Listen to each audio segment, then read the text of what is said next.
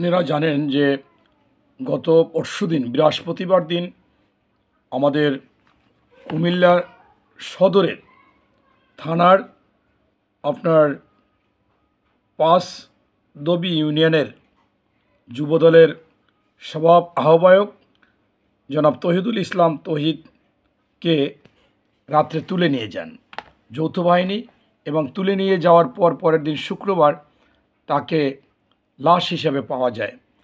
এই যে বিষয়টা, এটা বিচার বহির্ভূত হত্যা।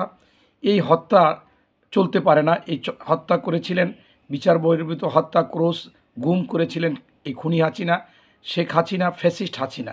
সেই আজকে অন্তর্বর্তীকালীন সরকারের সময় এটা কোনোভাবেই আশা করা যায় না। এটা মানুষের মনে এখন আরও প্রতিদিন সন্দেহ দানা বাঁধতেছে। আপনারা দেখেছেন যে এই বর্তমান যে সরকারের কাছে মানুষের যে আশা ভরসা ছিল, তার একটিও প্রত্যাশা পূরণ হয়েছে বলে আমার কাছে মনে হচ্ছে না। বাজার দর নিয়ন্ত্রণ নাই, আইন শৃঙ্খলা বাহিনীর নিয়ন্ত্রণ নাই, সকল আমলারা বসে আছে, ঘুষ দুর্নীতি চলতেছে। আপনার দুর্নীতিবাজরা এখনও বসে আছে, তাদের বিরুদ্ধে যাদের গ্রেপ্তারি পরোয়ানা আছে তাদেরকে গ্রেপ্তার করা হচ্ছে না। এই আওয়ামী স্বৈরাচার ফ্যাসিস্টদের কোনো আইনের আওতায় আনা হচ্ছে না, বরঞ্চ আমরা দেখেছি 600-র মতো একের অনায়াসে বাংলাদেশ থেকে এদের সাথে পরামর্শ করে চলে গেছে, এটা আমরা দেখতে পাচ্ছি। এবং আরও শোনা যাচ্ছে যে এই সরকারে যারা আছে তারা বিভিন্ন তদবির বাণিজ্য করছে, বিভিন্ন জনকে রাখতেছে, তাদের ইচ্ছামতো কাজ করতেছে। এটা তাদের দুর্বলতা হচ্ছে। তারা একটা দল গঠন করতে চায়, তারা রাষ্ট্রীয় ক্ষমতায় আসতে চায়। এইটা পাশাপাশি এই দুর্বলতাগুলো বা যাদেরকে তোয়াক্কা করে চলতেছে তারা এই ঘটনাগুলো ঘটাচ্ছে। কোনোভাবেই এই বিচার বহির্ভূত হত্যা তহিদুল ইসলাম তহিদের মেনে নেওয়া যায় না।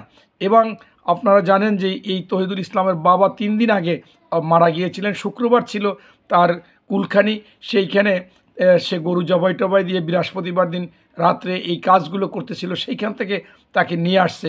এখন বিভিন্ন রকমের কথা শোনা যাচ্ছে, সে আইনশৃঙ্খলা বাহিনী তারা বলতেছে যে ভুল তথ্য, আসলে আমাদের তথ্য যাচাই বাছাই হয় না, ভুলে নিয়ে যাওয়া হয়েছে। একটা প্রাণ চলে গেছে, সেইখানে এই কথা বলা তো কোনো যুক্তিযুক্ত হয়নি। তাই আজকে সারা বাংলাদেশে আওয়াজ উঠতেছে এবং উঠবে। আমাদের এই বিচার বহির্ভূত হত্যা এর যারা জড়িত তাদেরকে বিচারের আওতায় আনতে হবে, এবং পরবর্তীতে এ ধরনের কোনো ঘটনা পুনরাবৃত্তি হলে বাংলাদেশের মানুষ বসে থাকবে না, প্রত্যেকেই তারা আন্দোলনে নেমে যাবে এবং যে যেখানে যে অবস্থায় আছে সেখান থেকে তারা কার্যকারী ভূমিকা নিতে বাধ্য হবে।